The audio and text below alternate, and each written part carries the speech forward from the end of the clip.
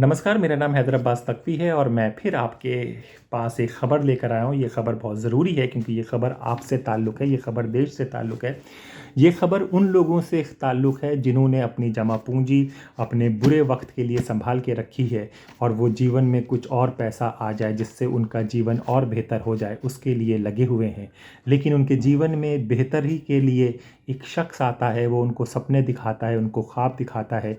कोई शख़्स उनको कहता है कि उनके शेयर बाज़ार में पैसे डबल हो जाएंगे। कोई शख़्स उनको कोई योजना बताता है और कोई शख़्स उनको वीज़ा दिलाने की कोशिश करता है और कोई शख़्स उनका जजमेंट दे देता है कि आपको ये आर्थिक सहायता और फ़ायदा हो गया है और उनकी मेहनत की कमाई नष्ट हो जाती है, बर्बाद हो जाती है और उनको वो खोजते और रहते हैं। लंबा प्रोसेस है, साइबर सेल पे जाते हैं, बातें होती हैं, सब कुछ होता है, 193 पे फ़ोन करने को कहा जाता है, लेकिन कुछ हासिल नहीं होता है, उनकी कमाई ख़त्म हो जाती है। जी हाँ, ये हम लोग इसलिए बात कर रहे हैं आपसे कि जिस तरह से देश तरक्की कर रहा है, जिस तरह से आगे बढ़ रहे हैं, उसी तरह से साइबर क्राइम, हर तरह का क्राइम, हर तरह के फ्रॉड भी, ठग भी लोग अपने देश में बढ़ते जा रहे हैं। जी हाँ, ठगों की एक इस तरह की जमात, एक नई जनरेशन कहें या पुरानी जनरेशन कहें, लेकिन एक जनरेशन प्रॉपर ठगी, जिनका काम ही सिर्फ ठगी का है, यानी कि जिनका काम ही सिर्फ फ्रॉड करने का है, वो लोग हमारे देश में पैदा हो चुके हैं, जी रहे हैं। आपके आसपास ही होंगे वो लोग और आपको किस तरह से चुंगल में फंसा दें, यानी कि आपकी मेहनत की कमाई, आपकी गाढ़ी कमाई पर उनकी नज़र लगी हुई है। वो नज़रें लगाए हुए हैं कि कैसे आपको फंसा दें और कैसे आपकी चीज़ें लूट लें। जी हाँ, ये बातें सिर्फ बातें नहीं हैं, इस तरह के सबूत आ रहे हैं। कुछ चीज़ें तो ज़्यादातर चीज़ें अगर हम कहें तो गुजरात से ठगों की एक अजीब सी जमात पैदा हो रही है।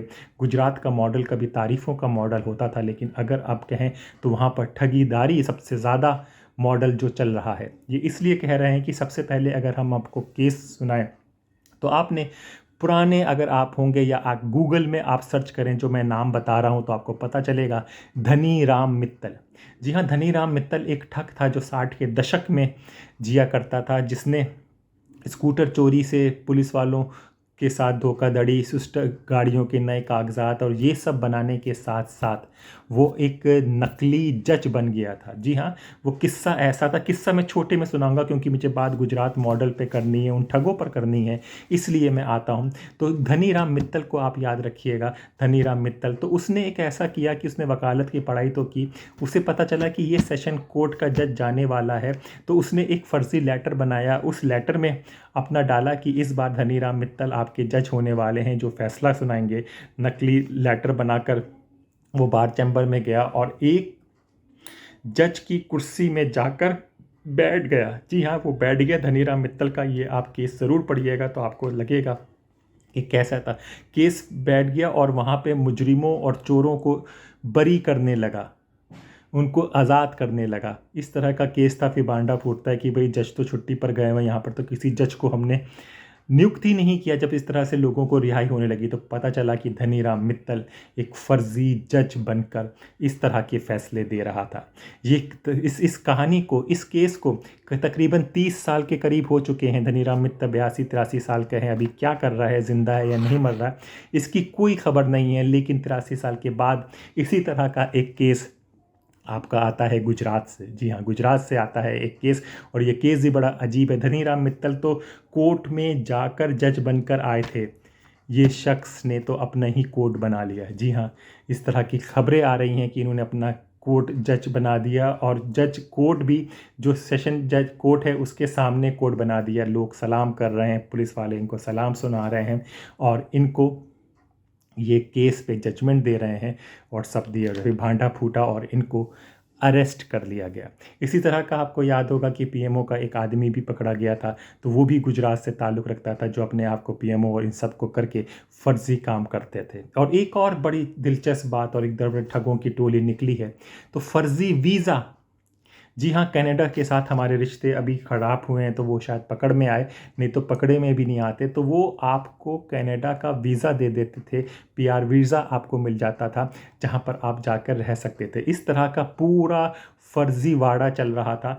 जिस तरह से उनको फिर पकड़ा गया तो उनके पास से कई वीज़े मिले, स्टिकर्स मिले, पासपोर्ट मिले और लाखों करोड़ों रुपए मिले।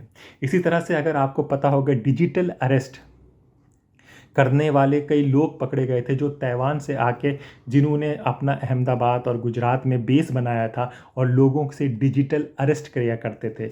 इनमें से कई डिजिटल अरेस्ट के केस हमने बताए थे। एक सबसे मशहूर केस था आपका वर्धमान के मालिक का, जिनसे करके कम से कम 2 या 3 करोड़ से ज़्यादा का रख लिया था। वैसे ही एक केस और आया था ऐसे एक सीनियर सिटीज़न का, जिनसे 1,25,00,000 रुपए ऐंठे हैं इन्होंने। उनसे यही कहा गया है कि आपका एक डॉक्यूमेंट्स पकड़ा गया है जिसमें आपका आधार कार्ड और आपका नकली नंबर्स, आपका जो नंबर्स है गैर कानूनी एक्टिविटीज़ के लिए किया जा रहा है, यानी कि हवाला और मनी लॉन्ड्रिंग के लिए। मनी लॉन्ड्रिंग आप समझते हैं कि जब जो पैसा आपके पास कैश पैसा होता है जिसको आप सर्कुलेट करते हैं इधर उधर बिना गवर्नमेंट को टैक्स दिए गए, तो वो आदमी घबरा जाता है, तो उससे कहता है कि आपके पास कितना जमा पूंजी है। वो बताता है कि टोटल एफडी वेफडी मिलाकर 1,25,00,000 है। उसकी एफडी तोड़वाई जाती है और ये सब वर्चुअल हो रहा था, यानी कि जिस कोरियर कंपनी का फ़ोन आया उसके बाद उसने पुलिस को फ़ोन कर दिया, पुलिस ने सीबीआई को फ़ोन कर दिया। जैसे मैं आपसे बात कर रहा हूँ, इस तरह का वाक़या, इस तरह की बातें हो रही थी और उसको 1,25,00,000 रुपए उनसे ठग लिए जाते हैं। फिर ये भांडा फूलता है तो कंबोडिया के लोग यहाँ पर आकर गुजरात में रह रहे थे, सूरत में, फिर उन लोगों को भी अरेस्ट किया जाता है। तो ठगी का एक बहुत लंबा सा सर्किट हो गया है। हमें पता है कि आपकी मेहनत की कमाई है अपने वो हैं। शेयर बाज़ार का हमने ज़िक्र किया है कि लोग किस तरह से फ़र्ज़ी आपसे कहते हैं कि अगर आपने 1,00,000 रुपए लगाए होते या 1,000 रुपए लगाए होते तो अब तक आपके 13,00,000 रुपए हो चुके होते। आप 1 रुपए क्या 1,000 लगाते हैं, 10,000 लगाते हैं, 20,000 लगाते हैं, आपके रुपए आपको दिख रहे होते हैं वॉलेट में, क्योंकि वो अपने ही ऐप में आपके पैसों को दुगना कर रहे होते हैं। लेकिन जब आप उसको रिटर्न करने की बारी आती है तो आपसे एक टैक्स अमाउंट मांगा जाता है कि ये टैक्स अमाउंट इतना ज़्यादा होता है कि आपकी कुछ होता है तब तक आप समझते हैं तो सब कुछ बंद हो चुका होता है, सब कुछ ख़त्म हो चुका होता है और आपके पैसे चले जाए जाते हैं। केवल इसी तरह से उन लोगों के साथ ही नहीं जिन पे ऑनलाइन ये लोग फ्रॉड कर रहे होते हैं, कुछ ऑफलाइन भी फ्रॉड चल रहा होता है कि जिसमें ये लोग अकाउंट का इस्तेमाल करते हैं, जिसमें गरीब लोगों को यूज़ किया जाता है। गरीब लोगों की बात की जाती है, उनसे उनके आधार और डिटेल में लिया जाता है और कमीशंस उनसे के बर्स में हुआ था। ऐसे ही एक अकाउंट पकड़ा जाता है मुंबई का, तो मुंबई का वो अकाउंट राजस्थान के आदमी का होता है। राजस्थान का आदमी कहता है कि मुझे ये, और फिर उसका कनेक्शन गुजरात से निकलता है। तो एक फ्रॉड, एक चीज़, आर्थिक तंगी चल रही है, बेरोज़गारी चल रही है, बेरोज़गारी में फ्रॉड, धोखा देना, ये सब होता चला जा रहा है। कई ऐप्स ऐसे आ गए हैं जो लोन के बहाने पे आपको बेवकूफ़ बनाएंगे। कई ऐप ऐसे आ गए हैं जो शेयर्स के बारे में आपको बेवकूफ़ बनाएंगे। कई शेयर्स ऐसे आ गए हैं, कोई बॉन्ड, कोई ज़मीन, इन सब को लेकर आपको बेवकूफ़, आपको मूर्ख बनाया जाएगा और आपकी मेहनत की कमाई कब उड़ जाएगी आपको इसका पता भी नहीं चलेगा।